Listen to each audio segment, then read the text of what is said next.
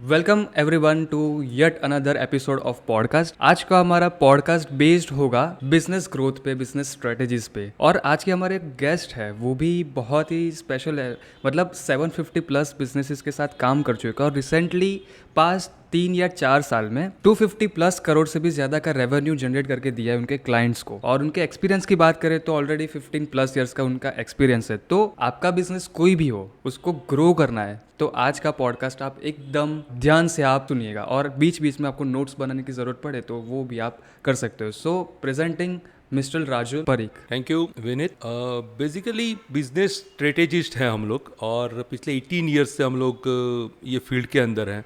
और देखने जाओ तो 650 plus individual businessman, 85 plus industries के साथ कनेक्टेड है। कोई भी बिजनेस हो, मैन्युफैक्चरिंग हो सकता है, सर्विस हो सकता है, रिटेल हो सकता है, ट्रेडिंग हो सकता है। हर एक बिजनेसमैन को ज़रूरत क्या होती है? बिजनेस को कंसिस्टेंटली ग्रो करने की। हर बार मैं ये कहता हूँ कि बिजनेस प्रेडिक्टेबल और कंसिस्टेंट ग्रो होना चाहिए। प्रेडिक्टेबल का मतलब जितना आप चाहो, और कंसिस्टेंट का मतलब कंटिन्यू चलना चाहिए, यानी कि बार बार लगातार बिजनेस बढ़ना चाहिए। So we very dedicatedly work on business growth, कि धंधा बढ़ना चाहिए। This is what actual we do. To the idea is what my company name. हम ये पिछले 18 ईयर से ये फील्ड में है, और बहुत सारे ऐसे बिजनेसेस हैं जिनका बेसिक टर्नओवर 25 सीआर से लेकर 100 सीआर तक का होता है। उनका बिजनेस ग्रोथ जस्ट 10 ईयर, एक साल में वो business growth x to 2x हो सकता है। सो बिजनेस स्ट्रेटेजिस्ट की आपने बात की, तो ये बिजनेस स्ट्रेटेजिस्ट होता क्या है, ये टर्म क्या होता है? देखिए, मार्केट में बिजनेस कंसल्टेंट होते हैं,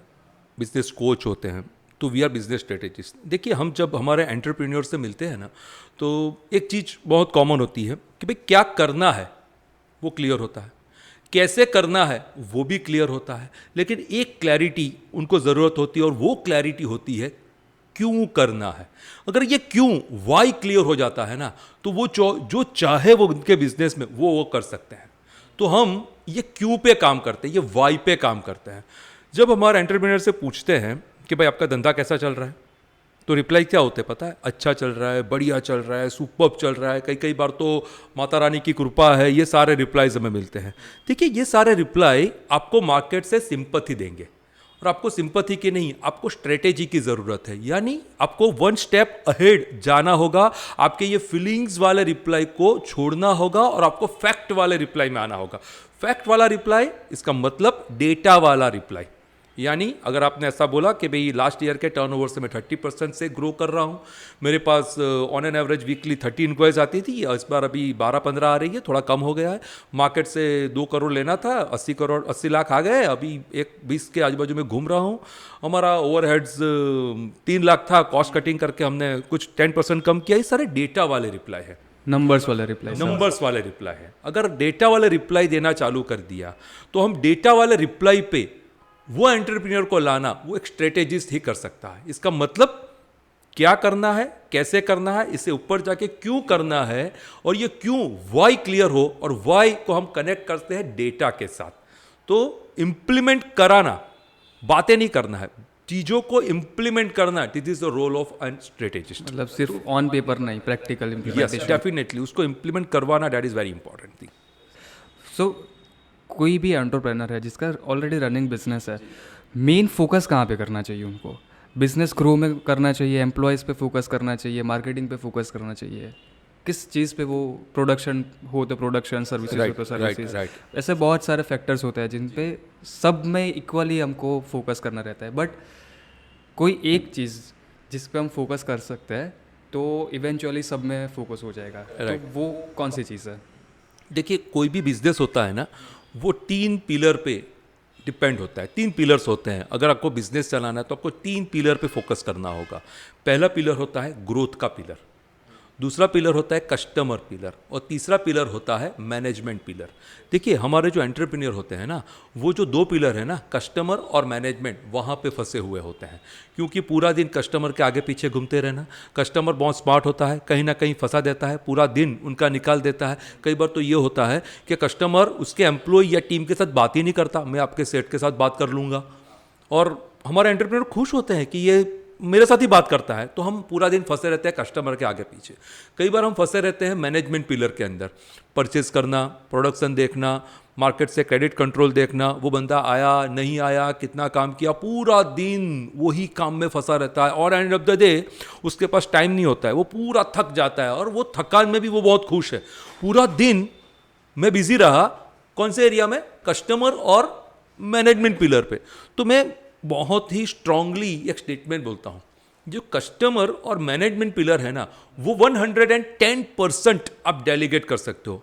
वंस अगेन 110%, इसका मतलब आप 100% वो एरिया को डेलीगेट कर सकते हो। अभी बात क्लियर हो गई कि भाई फोकस कहाँ पे करना है, तो फोकस ग्रोथ पे ही करना है। कि एंटरप्रेन्योर का रोल क्या होता है, धंधा कैसे बढ़े। This is what the only focus area in any business, any business. Main focus हमारा ग्रोथ पे ही, Growth। बाकी सब डिस्ट्रीब्यूट। तो वो डिस्ट्रीब्यूशन कैसे करें? देखिए बेसिकली हमारे बिजनेस के अंदर बहुत सारे ऐसे स्ट्रक्चर्स होते हैं, हमारी जो टीम होती है वो स्ट्रक्चर्ड बेस्ड आप अगर डेलीगेट करो। देखिए डेलीगेट करने के दो तरीके होते हैं, दो स्किल ऐसी होती है, जो दो स्किल ऐसी एंटरप्रेन्योर को सीखनी पड़ेगी। और वो दो स्किल क्या होती है, पहली स्किल एनेबलिंग स्किल। एनेबलिंग का मतलब ये होता है कि सौंपना। अगर आपको राइटली डेलीगेशन आ रहा है कि आप क्या काम करवाना चाहते हो, अगर आपने राइटली डेलीगेट किया, और दूसरी स्किल आपको जो डेलीगेट किया हुआ है उसको आपको ट्रैक करना है, यानी मॉनिटर करना है, यानी जो आपने सौंपा हुआ है वो आपको रिपोर्ट करना है। दो स्किल कोई भी एंटरप्रेन्योर को सीखनी जरूरी है। पहली स्किल डेलीगेशन, दूसरी मॉनिटरिंग। कई बार क्या होता है, हम डेलीगेट कर देते हैं, काम सौंप देते हैं, बाद में वो काम हुआ नहीं हुआ, कहाँ तक पहुंचा, वो कोई केयर नहीं करते, और जब वो काम की जरूरत पड़ती है तब पीछे पड़ जाते हैं, हल्ला मचा देते हैं ऑफिस में, ये क्यों नहीं हुआ, कैसे नहीं हुआ, बहुत सारी बातें। लेकिन अगर आप राइटली डेलीगेट करोगे और राइटली मॉनिटरिंग करोगे तो आप कोई भी चीज़ को राइटली प्रोडक्टिव वे में, कायदे से उसको auto pilot way of working तक लेके जा सकते हो। This is what the simple steps of getting work from your team. फिर ये सिर्फ ग्रोथ की बात करें, वो कस्टमर और मैनेजमेंट वाला तो हो गया, फिर सिर्फ ग्रोथ की बात करें तो उसमें कौन कौन से चैलेंजेस आते हैं? देखिए ग्रोथ के लिए चैलेंजेस पे जाने से पहले हमें एक चीज़ समझनी पड़ेगी कि धंधा आता कहाँ से है। पहले हमें ये सोचना पड़ेगा कि धंधा आने का फ्लो क्या है। अगर फ्लो क्लियर होगा ना, तो अगर कोई चैलेंज आ रही है तो वो फ्लो में से वो चैलेंजेस को दूर करके हम वो फ्लो पे फोकस कर सकते हैं। देखिए कोई भी बिजनेस के अंदर दो तरीके से ग्रोथ आता है। Number one, that is what the primary growth. पहला वाला ग्रोथ होता है प्राइमरी ग्रोथ। प्राइमरी ग्रोथ का मतलब होता है अगर आपने कोई मार्केटिंग करी और मार्केटिंग से आपको नए कस्टमर मिलेंगे। मार्केटिंग क्या करता है, नए कस्टमर एक्वायर करवाता है। अगर आपको नए कस्टमर एक्विजिशन सही से हो रहा है तो आपका मार्केटिंग राइट हो रहा है।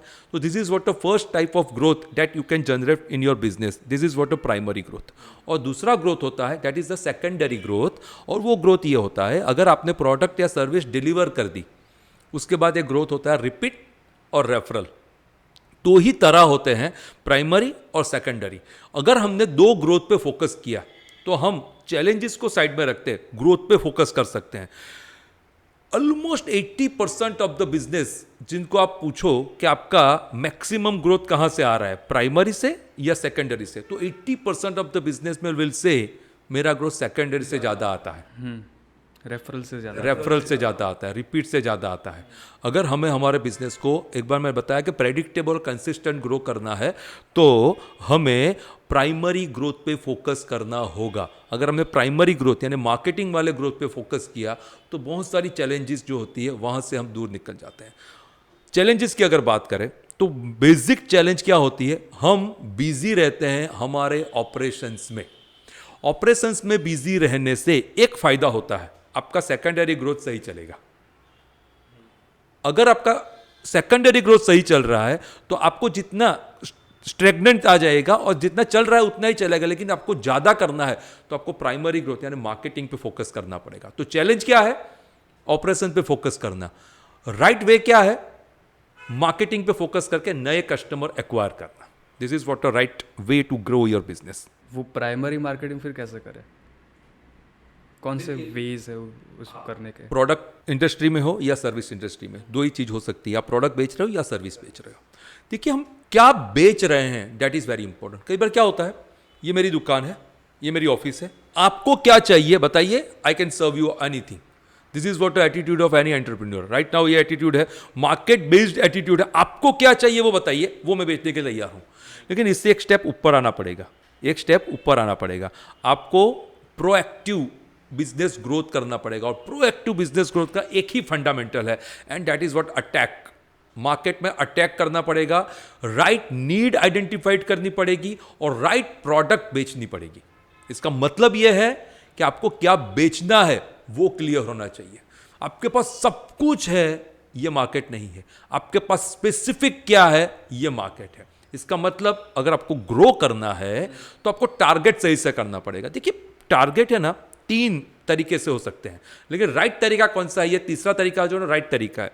3 तरीके से लोग टारगेट बनाते हैं। कोई लास्ट ईयर का टर्नओवर जितना किया था, मैं 30% ज़्यादा कर लूंगा। This is what the first way of targeting, 30% ज़्यादा, यानी कि रेवेन्यू पे टारगेट किया। एक दूसरा तरीका होता है जो एंटरप्रेन्योर करते हैं, वो मार्जिन पे करते हैं कि भाई कौन से प्रोडक्ट में मार्जिन ज़्यादा है तो मैं वही फोकस करूं।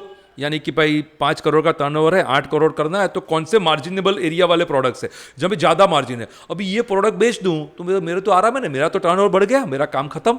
This is what the second way of targeting. लेकिन थर्ड, कौन सा प्रोडक्ट कितना बेचना है।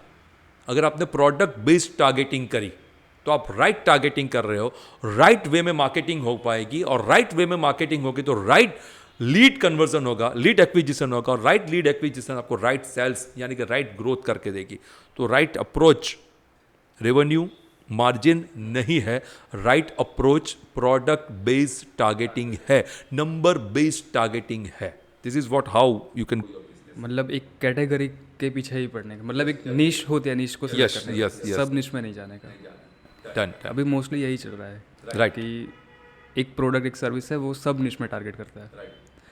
बट आपने जैसे कहा नंबर्स में वो नहीं चलेगा। फिर ग्रोथ को डिफाइन कैसे करते हैं हम? How to define growth in any business? Growth को डिफाइन करने के लिए हमने क्या किया हुआ है, हम हर एक बिजनेसमैन को पूछते हैं भाई बिजनेस ग्रो करना है तो कि हाँ करना है, लेकिन जब पूछते हैं कितना करना है तो कन्फ्यूज़न नहीं है। देखिए कन्फ्यूज़न नहीं है, वहाँ पे फिलोसॉफी है, मार्केट फिलोसॉफी है, कंपटीशन फिलोसॉफी है, उनका लास्ट ईयर का टर्नओवर और इस साल का टर्नओवर की फिलोसॉफी है, बहुत सारी फिलोसॉफी है। क्योंकि कन्फ्यूज़न होता ना तो क्लैरिटी मिलती, लेकिन कन्फ्यूज़न नहीं है, वहाँ पे फिलोसॉफी है। लेकिन हमने वो फिलोसॉफी से एक स्टेप ऊपर गए, हम लोगों ने एक स्पेसिफिक मॉडल बनाया बिजनेस ग्रोथ के लिए, and that model is what 135 is the model. Now what is 135? 135 का मतलब ये होता है कि लास्ट ईयर अगर आपने एक्स टर्नओवर किया है तो एक साल के बाद वो टर्नओवर 2x होगा, तीसरे साल 3x और 5वें साल वो 5x। This is what the model we implement to any kind of business. तो जब कोई एंटरप्रेन्योर हमसे जुड़ता है तो हम बहुत स्पेसिफाइड कर देते हैं कि आपको ग्रोथ कितना करना है वो आप मत सोचिए, मेरे मॉडल पे आपको ट्रस्ट है, मेरे मॉडल के अकॉर्डिंग आपको ग्रो करना है। तो बहुत सारे बिजनेसमैन कहते हैं अरे यार एक साल में डबल हो रहा है तो क्या प्रॉब्लम है। तो ये मॉडल हम इंप्लीमेंट करते हैं, और आई कैन से कि पिछले after Covid you can say after Covid हमने 125 प्लस बिजनेसेस ऐसे हैं जिनके बिजनेस को 2x और right now many businesses are there वो 3x रेवेन्यू पे काम कर रहे हैं। तो आपको फोकस स्पेसिफिक मॉडल पे करना है, स्पेसिफिक टारगेट पे करना है। इसका रीज़न क्या है? देखिए ग्रोथ स्पेसिफिक होना चाहिए, ओके तो ये दिस इज व्हाट एक स्पेसिफाइड होना बहुत जरूरी है। दिस इज व्हाट स्पेसिफिकेशन, क्या करना है, थोड़ा बढ़ जाए। अब कई बार क्या होता है, चार्टर्ड अकाउंटेंट अपने एंटरप्रेन्योर को कहता है कि भाई आप तो अच्छा कर रहे हो, इस बार आपका ग्रोथ अच्छा हो रहा है, कितना अच्छा हो रहा है वो पता नहीं चलता है। कई बार क्या होता है लास्ट क्वार्टर अच्छा गया, अभी ठंडा चल रहा है, लेकिन आप कितना बढ़ रहे हो, किस तरह से बढ़ रहे हो। मैंने बोला कंसिस्टेंट, बार बार लगातार वाला ग्रोथ आना चाहिए। तो हर क्वार्टर का एक स्पेसिफिक टारगेट होता है, हर क्वार्टर में इक्वल ग्रो अगर होता है आपका business, that is what except thing that you can grow your business. तो स्पेसिफाइड होना बहुत जरूरी है, क्लैरिटी होनी बहुत ज़रूरी है। कंफ्यूजन नहीं चाहिए, क्लैरिटी चाहिए, और क्लैरिटी ये टारगेट से आएगी, ये डेटा से आएगी, ये पूरे टारगेट बोर्ड से आएगी। फिर अभी बहुत सारे एड्स भी चल रहे हैं कि अपने बिजनेस को ऑटो पायलट पे रख दो। तो ये टर्म इस बिजनेस फील्ड में कैसे रिलेट कर रहा है, ऑटो पायलट, कि अपने बिजनेस को ऑटो पायलट पे चला दो? बहुत सारे मिसकंसेप्शन ऑटो पायलट को लेके होते हैं। आप रैंडमली किसी बिजनेसमैन से पूछ लीजिए आपको आपके बिजनेस को ऑटो पायलट पे लेके जाना है, तो कहेगा हाँ। और उनको पूछिए कि प्रैक्टिकली आप लेके जा सकते हो क्या, अरे यार वो तो पॉसिबल लगता नहीं, मेरे धंधे में यार वो पॉसिबल नहीं है. This is what the answer. और उनको पूछिए कि कितने वर्कशॉप्स या कितने वेबिनार्स सेमिनार्स आपने ऑटो पायलट वे पे कर लिया. आपने बहुत सारे कर लिए. आप पूछ लीजिए आपके पास क्या टूल है. ERP है, CRM है, अकाउंटिंग के टूल्स है, बहुत सारी चीज़ें हैं. लेकिन ऑटो पायलट हो रहा है क्या? तो नहीं हो रहा है. ओके, देखिए एक चीज़ आपके माइंड में क्लियर कर लीजिए कि एज एन एंटरप्रेन्योर आपके बिजनेस में आपका रोल क्या है. आपका रोल क्या है. ओके, अगर आपने आपका रोल डिफाइन कर लिया तो आप वो रोल के अकॉर्डिंग काम करोगे. अभी क्या हो रहा है कि आपका रोल ही क्लियर नहीं है आपके बिजनेस में. तो हम क्या करते हैं, बेसिकली एंटरप्रेन्योर का स्पेसिफिक रोल डिफाइन करते हैं. और मैं जब तक मानता हूं या चाहता हूं कि एक एंटरप्रेन्योर का रोल क्या होना चाहिए, वो रोल होना चाहिए सिर्फ ग्रोथ. यानी कि धंधा बढ़ाना is the, it's not a market perspective, it's not a competition perspective, it's not an agency perspective, but धंधा बढ़ाना is the owner's perspective. तो this is what the person's role. अगर आपका फोकस ऑपरेशन है, अभी ऑपरेशन से focus से आपको ग्रोथ पे फोकस करना है, तो आपको क्या करना पड़ेगा? आपको आपके ऑपरेशन को ऑटोमेट करना पड़ेगा. आपके ऑपरेशंस को ऑटोमेट करना पड़ेगा.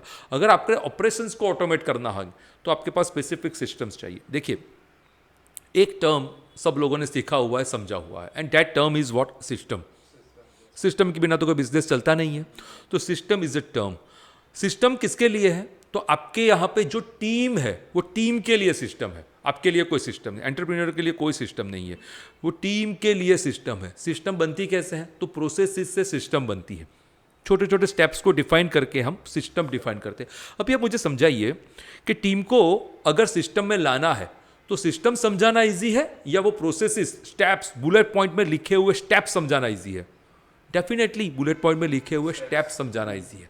तो हम अगर टीम को प्रोसेसेस की ट्रेनिंग देना चालू कर दें तो वो बंदा एक्चुअल प्रोडक्टिव काम करना चालू करेगा. एक और बात समझिए, सिस्टम है तो डेटा है. अगर कोई भी काम सिस्टम में होता है तो उसका डेटा जनरेट होता है और होता है. लेकिन वो डेटा कोई स्पेसिफिक एरिया में, कि स्पेसिफिक फ्रेमवर्क में स्टोर्ड नहीं होता है. जब डेटा जनरेट हुआ और स्पेसिफिक फ्रेमवर्क में स्टोर्ड नहीं हुआ तो कोई सिस्टम काम नहीं करेगी. आपके यहाँ पे जितनी भी सिस्टम है और सिस्टम से जो डेटा जनरेट हो रहे हैं, वो बंदा डेटा जनरेट कर रहा है और डेटा को स्पेसिफिक फ्रेमवर्क में स्टोर नहीं हो रहा है, तो कोई सिस्टम काम नहीं करेंगे. तो आपको नेक्स्ट फेज क्या देखना है? स्पेसिफिक फ्रेमवर्क में वो डेटा स्टोर करने हैं. अगर आपने स्पेसिफिक फ्रेमवर्क में डेटा स्टोर किए, एक स्टेप और आता है और वो स्टेप है मॉनिटरिंग. स्टोर्ड हुए डेटा मॉनिटरिंग करो, ना कि वो बंदे ने क्या काम किया है, वो बंदा कितने बजे आया, कितने बजे गया, कितना उन्होंने सोशल मीडिया देखा, वो क्या कर रहा है, CCTV कम करो, उसने जनरेट किए हुए डेटा पे फोकस करो. मॉनिटरिंग वो करो. वो मॉनिटरिंग करना है. With this what? A role of an entrepreneur. आपका काम वो डेटा मॉनिटर करना है. This is what the lacking of any entrepreneur. यहाँ पे कई बार ट्रेन मिस हो जाती है. हम राइटली मॉनिटरिंग नहीं करते हैं और मॉनिटरिंग नहीं होता है, इसलिए वो business auto pilot way of working में है ऐसी फीलिंग ही नहीं आती है. आप समझ रहे हो? तो ऑटो पायलट का मतलब ये है कि जो डेटा जनरेट हो रहे हैं वो डेटा को सही से मॉनिटर करना. This is what actual auto pilot way of working. ऐसे कोई टूल्स अवेलेबल है पब्लिकली, आपने जो बोला मॉनिटरिंग करने के लिए? देखिए जब डेटा जनरेट हो तो डेटा कहीं तो स्टोर होने चाहिए. ओके, मान लीजिए मैं ऐसा बताऊं कि भाई आपके यहाँ पर अटेंडेंस का कोई सिस्टम है तो वहाँ पे बायोमेट्रिक होगा. तो बायोमेट्रिक होगा तो उसका डेटा स्टोर होगा. In time, out time, over time, कहीं पे भी डेटा स्टोर होगा. तो HR का यानी कि अटेंडेंस सिस्टम का कोई टूल होगा.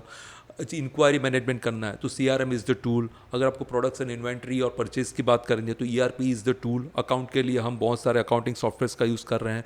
तो बेसिकली हमें राइट टेक्नोलॉजी अडॉप्ट करना, it's the primary requirement of any entrepreneur. अगर हम राइट टेक्नोलॉजी एक्वायर नहीं कर पा रहे हैं, उसको अडॉप्ट नहीं कर पा रहे हैं, तो ऑटो पायलट आपके लिए एक ड्रीम है. पूरी दुनिया ऑटो पायलट पे चली जा रही हो, आप नहीं जा पा रहे हो, इसका मतलब आपने राइट टेक्नोलॉजी अडॉप्ट नहीं करी है. बहुत सारे टूल अवेलेबल है, फ्री अवेलेबल है. इसका कोई ऐसा कंसर्न नहीं है कि आपको एक बड़ा इन्वेस्टमेंट करना पड़ेगा. It's not like that. एक बार स्टार्ट करना है तो बहुत सारे टूल अवेलेबल है, लेकिन टूल होना जरूरी है, तभी जाके आप आपके बिजनेस को auto pilot way of working में लेके। मेजॉरिटी बिजनेस में ट्रेडिशनल जो बिजनेस कर रहे हैं, जो पिछले 30 साल से 35 साल से बिजनेस कर रहे हैं, टर्नओवर भी उनका 10 करोड़ 12 करोड़ 15 करोड़ जैसा है, बट वो लोग रेडी नहीं है वो सिस्टम्स को इम्प्लीमेंट करने के लिए। सब अनऑर्गेनाइज्ड होता है, सब कुछ वो पेपर पे होता है ना, चिट्ठी पे वो कहते हैं, कागज़ पे ही सब होता है। फिर से बता रहा हूँ, 3 चीज़ पर फोकस करिए। एक होता है माइंडसेट, एक होता है माइंडसेट। कई बार बहुत सारे ट्रेनर्स वेबिनार में, सेमिनार में माइंडसेट चाहिए, माइंडसेट चाहिए। देखिए, चिल्लाने से कभी माइंडसेट नहीं आने वाला है। अगर माइंडसेट चाहिए तो माइंडसेट भी मेजरेबल है। माइंडसेट को भी आप मेज़र कर सकते हो। आप कल क्या थे, आज क्या है और कल क्या करने वाले हो। अगर आपके पास ये प्लानिंग भी है, कल क्या करने वाले हो ये प्लानिंग भी है, तो this is the measurement of a mindset. आपका माइंडसेट 1 स्टेप अहेड जा रहा है। This is what the primary requirement. तो माइंडसेट इज व्हाट, अभी आपने बताया कि भाई 30-35 साल से काम कर रहा है, अच्छा टर्नओवर कर रहा है, लेकिन जो अडॉप्शन वाला एरिया है वो एरिया मिसिंग है। तो मिसिंग सिर्फ और सिर्फ माइंडसेट से आएगा। वो कैसे आएगा, तो मार्केट में आपको कहाँ पहुँचना है, अगर कहाँ पहुँचना है वो क्लैरिटी नहीं है तो माइंडसेट कभी नहीं आएगा। आपका टारगेट क्लियर नहीं है, आपका गोल क्लियर नहीं है, तो माइंडसेट नहीं आएगा। Now the second part, second set that you require, that is what the skill set. Simple बात बताता हूँ, स्किल सेट का मतलब ये होता है आप डेटा को सही से एनालाइज कर पाओ। देखिए, हमारे बिजनेस में 2 टाइप के डेटा होते हैं।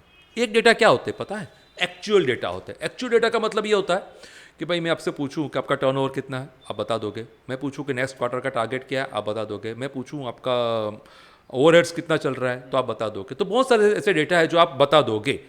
अब जो ये डेटा आपने एक्चुअल डेटा मेरे सामने रखे, अगर मैं पूछूं कि ये डेटा जनरेट होने के लिए आपके पास कोई प्लान डेटा थे जिसके रिलेटेड ये डेटा जनरेट हुए हैं, तो क्या नहीं, तो नहीं। तो कौन सी स्किल चाहिए, प्लान डेटा और एक्चुअल डेटा, और उसका गैप मैनेजमेंट। अगर किसी एंटरप्रेन्योर को समझ में आ गया, उसके ऊपर उसने काम करना चालू कर दिया, this is what a skill set that any entrepreneur should have. Yes, यानी माइंडसेट, स्किल सेट और लास्ट जो हमारी अभी बात हुई, टूल सेट।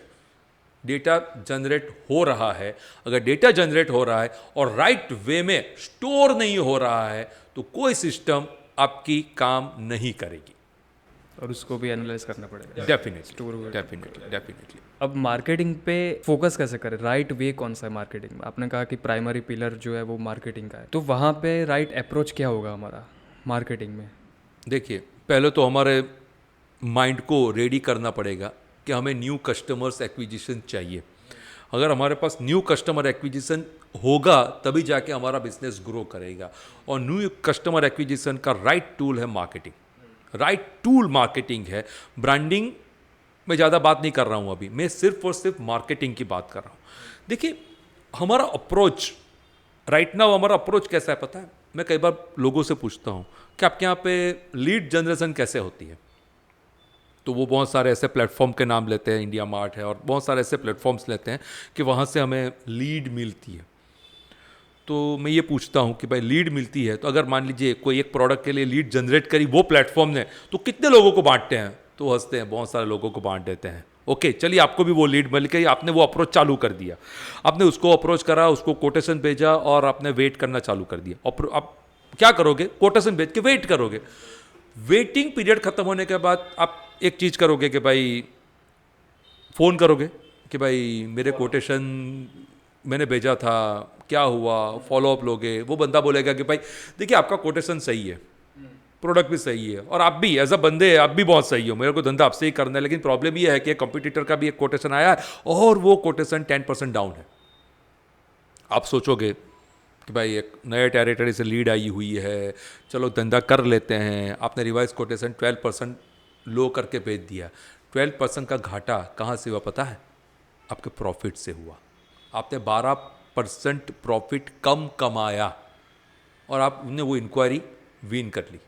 यानी आपने वेट करा, आपने कॉम्पीट करा और आपने इंक्वायरी विन कर लिया, आपने धंधा भी कर लिया। ये अप्रोच से अभी बाहर निकलना है, ये अप्रोच से अभी बाहर निकलना है। और ये अप्रोच से अगर बाहर निकलना है तो आपको राइट मार्केटिंग करनी पड़ेगी, राइट टारगेट ऑडियंस तक पहुंचना पड़ेगा, राइट प्रोडक्ट का प्रमोशन करना पड़ेगा और राइट नीड एनालाइज करके राइट बंदे को वो सेल करनी पड़ेगी. This is what actual approach. एक अप्रोच से बाहर निकलना है और एक अप्रोच को अडॉप्ट करना है. अटैकिंग वाला अप्रोच को आपको अडॉप्ट करना है. This is what the right way to start marketing, not doing marketing, to start marketing. Okay, offers matter करते हैं मार्केटिंग. डज ऑफर डेफिनेटली करते हैं. देखिए, कंपटीशन बहुत है और हम रेड ओशन में हो और रेड ओशन से अगर ब्लू ओशन में आना हो, लोगों को उनका माइंड डाइवर्ट करना हो, तो समथिंग शुड बी प्रमोटेड. कुछ तो प्रमोट होना चाहिए. वो कुछ तो प्रमोट में आपकी क्वालिटी हो सकती है, आपकी यूएसपीज हो सकते हैं, आपके कोई नीश है वो ये हो सकती है. अगर आप राइटली आइडेंटिफाई नहीं कर पा रहे हो तो ऑफर्स मैटर, क्योंकि ऑफर से लोग अट्रैक्ट होते हैं. Once someone will attract to your offer, that become your qualified lead. और वो हो सकता है, वो क्वालिफाइड लीड आपके सेल्स में कन्वर्ट हो सकती है. अपसेल कर सकते हैं, क्रॉस सेल कर सकते हैं, ये पॉसिबल है. अब बिजनेस तो आ जाएगा वो मार्केटिंग से और वो सब से. ऑपरेशंस के लिए हम पीपल को कैसे मैनेज करें, मतलब हमारा जो स्टाफ है उनको राइट वे से कैसे मैनेज करें. एक फंडामेंटल मार्केट में चल रहा है, अच्छे लोग मिलते नहीं, मिलते हैं वो टिकते नहीं, और जो टिक जाते हैं वो कुछ करते नहीं. दिस इज़ वॉट फ्रेजेस चल रहे हैं मार्केट में. जब भी पूछो तो ये लोग कहते भाई अच्छे लोग दो मुझे, लेकिन अच्छे लोग कभी मिलते ही नहीं. आपको उन्हें अच्छा बनाना है, आपको बनाना ही पड़ेगा. देखिए, कोई भी एंटरप्रेन्योर होता है तो एंटरप्रेन्योर के पास 3 स्किल्स होने चाहिए. This is the basic required skills. Number 1, hiring. उसको रिक्रूटमेंट आना चाहिए. देखिए, आपकी कंपनी में अगर कोई पोजीशन वैकेंट हो रही है और वैकेंट पोजीशन के लिए आपने कुछ प्रमोशन किया, आपने कहीं पे एडवर्टीजमेंट डाली, सोशल मीडिया पे डाली, व्हाट्सएप पे डाली, तो कहीं ना कहीं से अप्रोच मिलता है. यस और नो? डेफिनेटली मिलता है. सीवीज आते हैं, रिज्यूम्स आते हैं, आपको अप्रोच मिलते हैं, लेकिन आप सिलेक्ट क्यों नहीं कर पा रहे हो? क्योंकि आपको रिक्रूटमेंट करना नहीं आता है. This is what the first basic requirement that any entrepreneur should have, recruitment, hiring. दूसरी एक स्किल होनी चाहिए और वो स्किल है ट्रेनिंग. वो जो बंदे को आप रिक्रूट कर रहे हो उसको राइटली ट्रेन करना, आपको क्या काम करवाना है उसके अकॉर्डिंग ट्रेन करना. और नंबर 3, रिटेनिंग. वो बंदा लंबे टाइम तक आपके साथ रहे, उसके रिलेटेड रिटेन करना. ये 3 स्किल्स अगर एक एंटरप्रेन्योर के पास है तो ऑपरेशन को स्मूथ करना है. तो ऑपरेशन स्मूथ करने की पहली रिक्वायरमेंट है हायरिंग, ट्रेनिंग और retaining. Okay, this is what the primary requirement. एक और बात करें कि भाई हमारे बंदे जो हमारी कंपनी में है वो राइटली परफॉर्म नहीं कर रहे हैं, प्रोडक्टिविटी नहीं दे रहे, राइटली रिजल्ट्स नहीं दे पा रहे. बहुत सारे हमारे एंटरप्रेन्योर को ये चैलेंज होती है कि भाई बंदे तो है लेकिन काम ही नहीं कर रहे हैं. देखिए, वहाँ पे भी फिर से एक फंडामेंटल है. एक हम कई बार कहते हैं कि SBT फंडामेंटल कहते हैं उसको. ना, व्हाट इज SBT फंडामेंटल? जो बंदा आपको परफॉर्मेंस नहीं दे रहा है, अब देखिए SBT का S, उसके पास स्किल है कि नहीं? आपको जो काम करवाना है वो काम करवाने की स्पेसिफिक स्किल वो बंदे के पास है या नहीं? अगर नहीं है तो ट्रेनिंग करनी पड़ेगी. लेकिन है, फिर भी वो परफॉर्म नहीं कर रहा है, राइट स्किल है लेकिन परफॉर्म नहीं कर रहा है, तो SB, आप B पे जाइए. B का मतलब क्या होता है? बिजी. कई बार क्या होता है, अच्छा बंदा, स्किल्डफुल बंदा मिल जाता है ना, तो हम उसको बिजी कर देते हैं. अरे भाई ये देख ले, अरे भाई वो देख ले, अरे यार इतना कर लेना तू, लेकिन सब देखना चालू कर देगा क्योंकि वो स्किलफुल बंदा है और वो भी बंदा ना नहीं बोलेगा. और जब हम राइट रिजल्ट चाहिए होता है तब हम खाली बैठे हुए होते हैं, उसने करा नहीं होता है. इसका मतलब स्किलफुल बंदा है, हमने बिजी कर रखा है, इसलिए वो परफॉर्म नहीं कर रहा है. तीसरा area, that is what T. अगर स्किलफुल है, बिजी भी नहीं है, स्किलफुल है और बिजी भी नहीं है, फिर भी परफॉर्म नहीं कर रहा है, इसका मतलब T. आपने कोई ट्रैकिंग करी, ट्रैक कर रहे हो उसके परफॉर्मेंस को कि वो एग्जैक्टली काम क्या कर रहा है, उसका स्पेसिफिक डेटा जनरेट कैसे हो रहा है, डेटा कहीं पे स्टोर हो रहा है कि नहीं, स्टोर हो रहा है तो उसको मॉनिटर यानी कि ट्रैक कर रहे हो कि नहीं.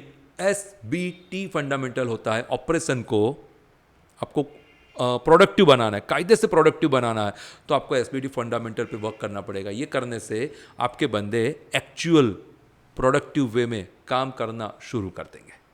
SWOT, SWOT analysis. स्वॉट एनालिसिस कब काम लगता है?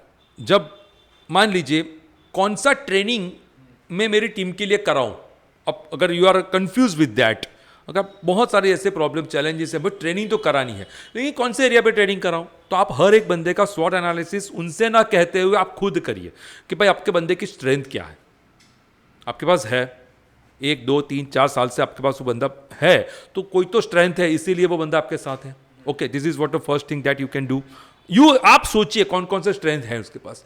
दूसरे, उसके वीकनेसेस क्या है, प्रॉब्लम एरिया कौन कौन से है, कौन कौन से एरिया में वो वीक है, वो भी आप आइडेंटिफाइड करिए। उसके बाद एक एरिया फॉर नीडिंग डेवलपमेंट, कौन से एरिया में वो डेवलप्ड हो जाए तो हमारा काम हो जाए, उसके ऊपर फोकस करिए। उसका रिस्पॉन्स लेवल कितना है, उसका रेजिस्टेंस लेवल कितना है, वो कितना प्रेशर ले सकता है, ये सारी चीज़ों को एक एक एम्प्लॉय के लिए अगर आप आइडेंटिफाइड करोगे तो आपको समझ में आएगा कि कौन सी टेक्निकल ट्रेनिंग की ज़रूरत है, कौन सी सॉफ्ट स्किल ट्रेनिंग की ज़रूरत है, और वो स्किलफुल ट्रेनिंग देने के बाद कौन सा स्पेसिफिक आउटपुट आएगा, उसके ऊपर आप फोकस कर सकते हो। तो स्वॉट analysis is what you are identifying your team. एक फॉर्म दे दिया, चल तू तेरे बारे में भर, तेरी स्ट्रेंथ क्या है, तेरी वीकनेस क्या है, तेरी अपॉर्चुनिटीज़ क्या है, तेरे ट्रेड्स क्या है। तो this will not work.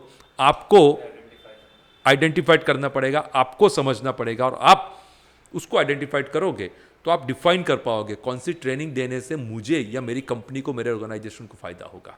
This is what अ वे। फिर ये स्वॉट एनालिसिस बिजनेस के लिए भी कर सकते हैं ना? डेफिनेटली कर सकते हैं, बिजनेस के लिए डेफिनेटली करना चाहिए कि भाई हमारे स्ट्रेंथ यानी कि हमारी प्रोडक्ट में, हमारी क्वालिटी में, हमारी कंसिस्टेंसी में, हमारे कस्टमर रिलेशंस में, हमारे कहाँ कहाँ पे हमारी क्वालिटीज़ है। ओके, कई बार हमारे एक्स फैक्टर्स होते हैं कि भाई कहीं पे हम वीक होते हैं, लेकिन वो वीकनेस को छुपाते हुए, हमारे स्ट्रॉन्ग पॉइंट वीकनेस को छुपाते हुए मार्केट को शायद बूम कर जाए। कई बार क्या होता है, वीकनेस होते हैं तो वीकनेस को हम फोकस कर लेते हैं, हम ग्रो नहीं कर पाते हैं। तो वीकनेस को फोकस कम करिए, स्ट्रेंथ को फोकस ज़्यादा करिए, ऑटोमेटिकली आपका बिजनेस ग्रो हो सकता है। This is what I think आप कर सकते हो स्वॉट एनालिसिस अपने बिजनेस के लिए। उस पर हम रिजल्ट क्या एक्सपेक्ट कर सकते हैं स्वॉट एनालिसिस पूरा कंप्लीट करने के बाद?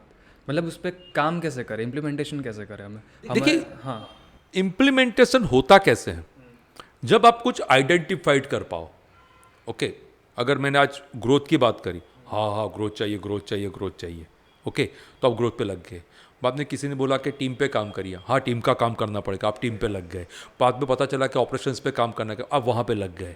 Okay, when you are identifying something, आप क्लियरली आइडेंटिफाई, ये एनालिसिस के जो प्लेटफॉर्म मेथड्स हैं वो आइडेंटिफाइड कराता है आपको आपके बिजनेस के साथ कौन सी चीज पहली करनी जरूरी है। इसका मतलब अगर आपको ग्रोथ वे में जाना है तो आपको खुद को आइडेंटिफाइड करना पड़ेगा पहले, दूसरा आपके सपोर्ट सिस्टम्स को आइडेंटिफाइड करना पड़ेगा, बाद में आपके ऑपरेशंस को आइडेंटिफाइड करना पड़ेगा, और उसके बाद आप एक्चुअली ग्रोथ पे फोकस कर पाओगे। तो ये स्वॉट एनालिसिस, बहुत सारे ऐसे प्लेटफॉर्म, बहुत सारे ऐसे मेथड्स होते हैं, वो मेथड्स हमें आइडेंटिफाइड कराते हैं ये कहाँ पे फोकस करने से हमें क्या रिजल्ट मिलेगा। Results matters. आपने कहा कि आपकी एक फर्म भी है टू द आइडिया करके, तो वो कैसे किसी बिजनेस को हेल्प कर सकती है उसकी ग्रोथ में? देखिए, मैं एक बार नॉर्मली कहता हूँ, अगर आपको आपके बिजनेस में कुछ कॉन्शियसली काम करना है और आपके बिजनेस के ग्रोथ को 2 से 3 गुना करना है, वो भी कम से कम समय में और कम से कम इन्वेस्टमेंट के साथ, तो ये टू द आइडिया मैं आपकी पर्सनली हेल्प कर सकता हूँ। हमने बहुत सारे ऐसे बिजनेसेस हैं जिनके ग्रोथ को जस्ट एन ईयर, 1 साल में X to 2X किया हुआ है। देखिए, लेकिन ये प्रोसेस होता है, सिर्फ ये बोलने से, अनाउंसमेंट करने से रिजल्ट्स नहीं मिलेंगे। अगर आपको सीखना है, आपको समझना है ये पूरा प्रोसेस एग्जैक्टली क्या है, इंक्रीमेंटल ग्रोथ क्या है, एक्सपोनेंशियल ग्रोथ क्या है, ग्रोथ को ग्रो करने के लिए लीवर्स कौन कौन से होते हैं, बहुत सारे ऐसे टेक्निक्स, बहुत सारी ऐसी स्ट्रेटेजीज होती है। अगर आपको सीखना है तो हम एक वर्कशॉप करते हैं, और ये वर्कशॉप अगर आप ज्वाइन कर रहे हो तो we are coming up with full length workbook, physical workbook लेके आते हैं। वर्कबुक में हम डेटा बेस्ड पूरा हम सिखाते हैं, डेटा एनालिटिक्स कैसे करना है, किस तरह से आपको बिजनेस को ग्रो करना है, सारी चीज़ें वर्कशॉप में हम कवर करते हैं, हम पूरा सिखाते हैं। अगर आपको ऐसा कोई वर्कशॉप अटेंड करना है तो शायद लिंक आपको स्क्रीन पे दिख रही है, और लिंक पे आप क्लिक करने से अपकमिंग जो वर्कशॉप जो हमारा होगा वो वर्कशॉप के लिए आप ज्वाइन कर सकते हो। तो वर्कशॉप ज्वाइन करने से आपको क्लैरिटी मिलेगी, आपको एक आइडिया मिलेगा कि भाई ऑपरेशन को ऑटोमेट करके ग्रोथ पे फोकस कैसे करना है। ये पूरी चीज़ ये वर्कशॉप के अंदर हम कवर करते हैं। ओके, सो किसी बिजनेस को अगर एक्सपोनेंशियली हमको ग्रो करना है, मतलब जी वाला कर्व आता है, वो एक्सपोनेंशियल ग्रोथ चाहिए हमको, तो कैसे आएगी? देखिए, हर बिजनेस सोचता है कि उसका बिजनेस जो है ना एक्सपोनेंशियली ग्रो करे। हर बिजनेस में सोचता है, हर एंटरप्रेन्योर सोचता है, लेकिन हो नहीं पाता है। और बहुत सारे ऐसे बिजनेसेस मार्केट में हैं जो अभी अभी आए, 1 या 2 साल 3 साल में मार्केट को बूम कर गए। बहुत सारे ऐसे बिजनेसेस होते हैं। मान लीजिए आपको आपके बिजनेस को एक्सपोनेंशियली ग्रो करना है, उसकी बेसिक रिक्वायरमेंट क्या है? कोई भी चीज़ एक्सपोनेंशियली ग्रो होती है, इसकी बेसिक रिक्वायरमेंट क्या है? उसकी बेसिक रिक्वायरमेंट है people start talking about that product, that service और दैट ब्रांड। लोग बात करना शुरू कर देते हैं। जब लोग बात करना शुरू कर देते हैं तो आपका जो रेफरल वाला एरिया है, उसका जो प्रायोरिटी वाला एरिया है, सेलिंग प्रायोरिटी वाला एरिया है, वो चेंज हो जाता है। तो वो प्रोडक्ट एक्सपोनेंशियली ग्रो करती है। मैं एक सिंपल स्ट्रेटेजी आपको बताता हूं। अगर आपको एक्सपोनेंशियली ग्रो करना है तो एक फंडामेंटल याद रखिए, क्रिएट इकोसिस्टम। आपको एक इकोसिस्टम क्रिएट करना है। वो इकोसिस्टम क्यों क्रिएट करना है? People start talking about you, लोग आपकी बात करना शुरू कर दीजिए, इसलिए आपको एक इकोसिस्टम बनाना है। और इकोसिस्टम में 2 ऐसे पॉइंट है, वो समझिए। पहला पॉइंट, सेट रिकॉल वैल्यू। अब मार्केट में एक रिकॉल वैल्यू जनरेट करिए। देखिए, आपकी प्रोडक्ट या सर्विस कोई भी हो, आपके सिटी में, सिंपल सिटी से चालू करते हैं, आपके सिटी में आपकी प्रोडक्ट या सर्विस की बात हो रही हो तो आप पहले, दूसरे या तीसरे नंबर पे आने ही चाहिए। आप ऐसी कोई एक्टिविटी करिए जो एक्टिविटी से आप पहले, दूसरे या तीसरे, आप तीसरे पे आओ, कोई प्रॉब्लम नहीं है, चौथे या पांचवे पे नहीं आने चाहिए। कि चौथे और पांचवे पे आ रहे हैं तो प्लान करो आप तीसरे या दूसरे पे कैसे चले जाओ। Create recall value. ठंडा मतलब Coca Cola, this is what a recall value. कभी ठंडा पीना है तो क्या पिएंगे? Coca Cola. आप समझ रहे हो मेरी बात को? तो ऐसे ही आप क्वालिटी से रिकॉल वैल्यू जनरेट कर सकते हो। आप आपकी कोई स्पेसिफिक निश रिकॉल वैल्यू जनरेट कर सकते हो। आप आपकी कोई स्पेसिफिक टैगलाइन से आप रिकॉल वैल्यू जनरेट कर सकते हो। लोगों को आप याद आने चाहिए जब आपकी प्रोडक्ट या सर्विस की बात निकले। आप B2C में हो, B2B में हो, कोई मैटर नहीं करता है। जब आपकी बात निकले, आपकी प्रोडक्ट की बात निकले, तो आप ही वो प्रायोरिटी में याद आने चाहिए। That is what to setting that recall value. आपको वो हैमरिंग करनी पड़ेगी वैल्यू, और जो रिकॉल वैल्यू आपने बताई है उसके ऊपर आपको काम करना पड़ेगा। क्योंकि अगर आपने कोई रिकॉल वैल्यू सेट करी है तो पीपल स्टार्ट जजिंग यू, लोग आपको वो वैल्यू चेक करेंगे। अगर आप फेल हो गए तो अगेन नेगेटिव बातें चालू हो जाएगी। तो this is what crucial thing but important thing. Create ecosystem में एक और चीज है, सेट प्रेडिक्टेबल स्टैंडर्ड्स। यानी आपके प्रोसेसेस लोगों को बताइए, आप किस तरह से काम करते हो वो बताइए। देखिए, हमारे बिजनेस में हम बताते हैं, हम पूरा वर्कशॉप करते हैं, पूरा एरिया हम क्लियर करते हैं कि आपके बिजनेस को स्टेप बाय स्टेप कैसे ग्रो करते हैं, या फिर हमारा कोई कंसल्टिंग लोग है तो हम किस तरह से काम करेंगे। मैं पूरा प्रोसेस क्लियर करता हूं। मैं बहुत साल पहले मैकडी में गया था मेरे दोस्त के साथ, तो I was not use to with that McD and all. So हमने मील ऑर्डर करा, मैंने टोकन नंबर मिला, वो टोकन नंबर 85 जैसा था और स्क्रीन पे आ रहा था 50-55 ऐसा कुछ आ रहा था। तो मैंने बोला कि अभी तो बहुत टाइम लगेगा, लेकिन मेरे फ्रेंड ने बोला कि सर आ जाएगा 5 मिनट में, और 5-7 मिनट में 85 ब्लिंक हो गया और मैंने ऑर्डर ले लिया। प्रेडिक्टेबल स्टैंडर्ड क्या सेट हुआ है? मैकडी फास्ट सर्विस देता है। आप समझ रहे हो? This is what a predictable standard. आप फ्यूचर की बात, पास्ट की बात करिए, सॉरी, कि भाई कभी ना कभी 30 मिनट में पिज़्ज़ा आता है या नहीं, वो चेक करने के लिए पिज़्ज़ा ऑर्डर करा होगा। भूख लगी है, खाना है, वो सेकेंडरी मैटर है, सब लोगों ने करा होगा। आपको ब्रांड भी पता है और आपने चेक करा होगा 30 मिनट में आता है या नहीं, और नहीं आया तो दैट वुड बी फ्री। किसको फ्री मिला है? कोई है आपके आजू बाजू में ध्यान वाला बंदा? नहीं है। This is what a predictable standard कि भाई डोमिनोज 30 मिनट में पिज़्ज़ा डिलीवर करता है। हमारे क्लाइंट है जो laptop, computer, IT sales and service में है। उन्होंने एक प्रेडिक्टेबल स्टैंडर्ड बनाया हुआ है। अगर आप 5:30 बजे भी सर्विस कॉल बुक करोगे, उनके ऑनलाइन CRM है उसके अंदर, 5:30 बजे भी अगर आप कोई सर्विस कॉल बुक कर रहे हो तो सेम डे हमारा सर्विस इंजीनियर आपको सर्विस कॉल को अटेंड करेगा 10 किलोमीटर के रेडियस में। ओ माय गॉड, आप सोचिए 5:30 बजे किया हुआ service call same day attend हो जाए। Predictable standards. देखिए, लोग बात करते हैं ये सारी चीज़ों की। जब लोग बात करना शुरू कर देते हैं तो आपका बिजनेस एक्सपोनेंशियल ग्रोथ पे जा सकता है। इसको बहुत सारी टेक्नोलॉजी से टेक्निकली हम समझा सकते हैं, लेकिन this is what the one thing that you have to keep in your mind. People start talking about you and your product. This is what how you can grow exponentially. Thank you so much guys for watching this podcast. I hope आपको कुछ value मिली होगी। अभी ये podcast पे business series भी हम चालू कर रहे हैं। सो आपको जेन्युइनली अपना बिजनेस ग्रो करना है तो stay tuned for this and thanks for watching.